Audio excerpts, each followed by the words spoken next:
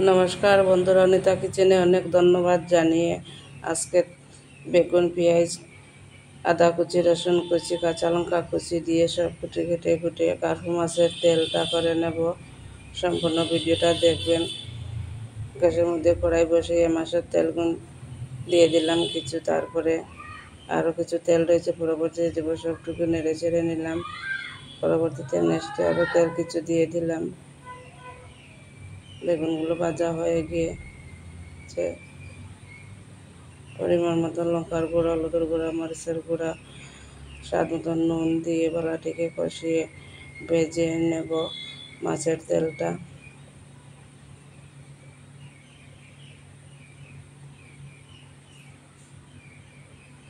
তাহলে আমার রেডি হয়ে গিয়েছে, নামিয়ে নেব। মাছের তেলের রেসিপিটা শেষ হয়ে গিয়েছে। এখন পরবর্তী রেসিপিতে চলে যাব। কয়েকটা বেগুন, চান্দুয়া মাছ, আলু কুচি, লঙ্কা, হলুদ গুঁড়া, মরিচের গুঁড়া, পেঁয়াজ, রসুন, স্বাদ মতো যা যা লাগে ঘরোয়া পদ্ধতিতে মশলা সবগুলো দিয়ে মাছ বেগুনে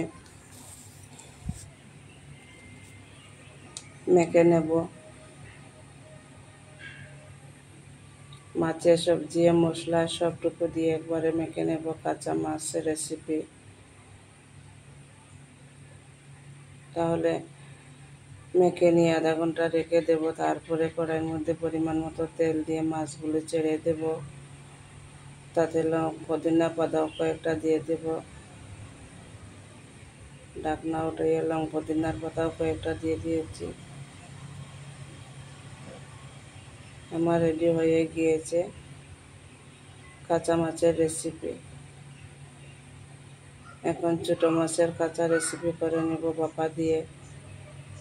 ছোটো মাছগুলো কেটে পরিষ্কার করে নিয়ে আদা, রসুন, পেঁয়াজ, পুদিনা পাতা সবগুলো কেটে তিতো করে নিয়ে একে একে সব মশলা দিয়ে হলুদ, মরিচ, জিরা, পাঁচফোড়ন সবটুকু দিয়ে মশলাটুকু মেখে মাছের সাথে নিলাম। তারপরে কয়টা বাটি দিয়ে তেল মাখিয়ে সবটুকু বাটির মধ্যে দিয়ে দিলাম।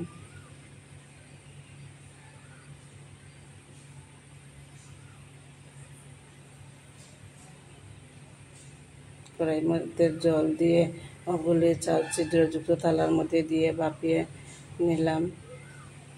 খুব সুস্বাদুর একটা রেসিপি, ছোটো মাছের বাটি চচ্চড়ি। তো বন্ধুরা, 3টা রেসিপি শেয়ার করে নিলাম। কোনটা সবচেয়ে বেশি ভালো লাগছে কমেন্ট করে বলবেন। অনিতা কিচেনে অনেক ধন্যবাদ। নমস্কার। এখানে ভিডিওটা শেষ করে নিলাম।